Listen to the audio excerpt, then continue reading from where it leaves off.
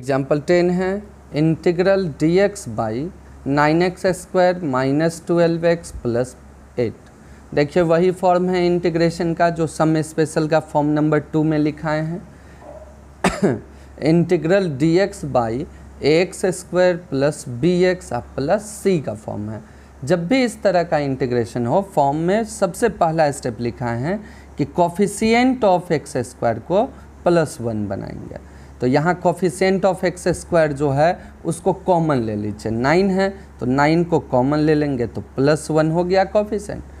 फिर जो चीज़ कॉमन लेते हैं उससे डिवाइड, तो 12 में 9 से डिवाइड हो जाएगा, फिर 8 में भी 9 से डिवाइड। 1/9 कांस्टेंट है, कांस्टेंट बाहर किए, इंटीग्रल dx बाई अंदर मिला x² माइनस, देखिए 4 3 जा 12 और 3 3 जा 9, तो 4/3 इंटू x हो गया और प्लस 8/9।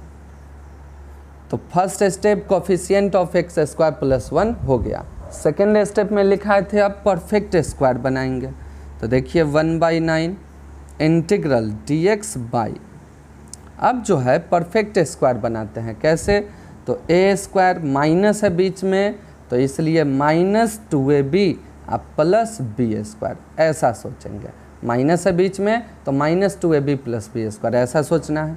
तो देखिए x² है, x² लिख लीजिए, तो x को हम मान लेते हैं a है तो a² मिल गया।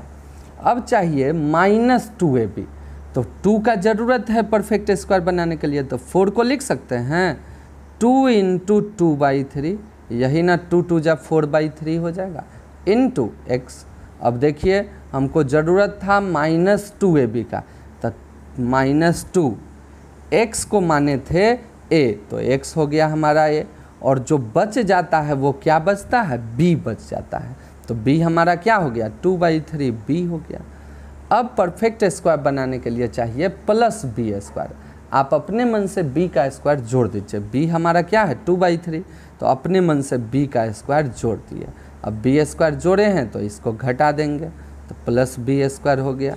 अब इसको घटा दीजिए, अपने मन से जोड़े थे तो इसलिए b का स्क्वायर घटा दीजिए, और पहले से क्या कांस्टेंट है तो प्लस 8/9 ये दे लीजिए, यही हो गया परफेक्ट स्क्वायर। अब देखिए 1/9 integral dx by a² minus 2ab plus b², a minus b के जगह पे 2/3 है तो a माइनस b का होल स्क्वायर। और ये समझाने के लिए ऐसे लिख रहे हैं, आप एग्ज़ाम में ये चीज़ नहीं लिखिएगा नीचे वाला, ये समझाने के लिए लिखे हैं। अब -2 का स्क्वायर 4, 3 का स्क्वायर 9, अब प्लस 8/9। 1/9 इंटीग्रल dx अब by x minus 2/3 whole square, और माइनस इस दोनों में कॉमन ले लेते हैं तो 4/9 पॉजिटिव, 8/9 निगेटिव हो जाएगा, माइनस कॉमन लिए।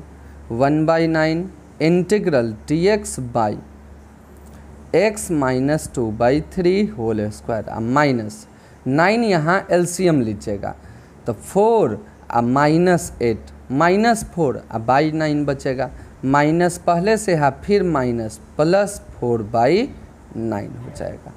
अब देखिए इसको लिख सकते हैं 1/9 integral dx by x minus 2/3 whole square और प्लस 2/3 का होल स्क्वायर लिख सकते हैं, होल स्क्वायर दोनों तरफ होगा तब फार्मूला लगता है, इसलिए 4/9 को लिखे 2/3 होल स्क्वायर।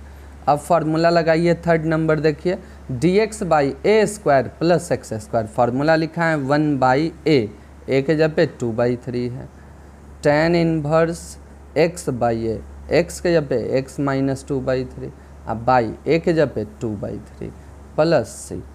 अब देखिए 3 3 जा 9, तो 1/3 2 जा 6, tan इनवर्स ऊपर में 3 एलसीएम लीजिए तो 3x माइनस 2 हुआ, और ऊपर भी एलसीएम था 3, नीचे भी है तो 3 3 कटा, नीचे अब बचा 2, अब प्लस c, यही आंसर हुआ।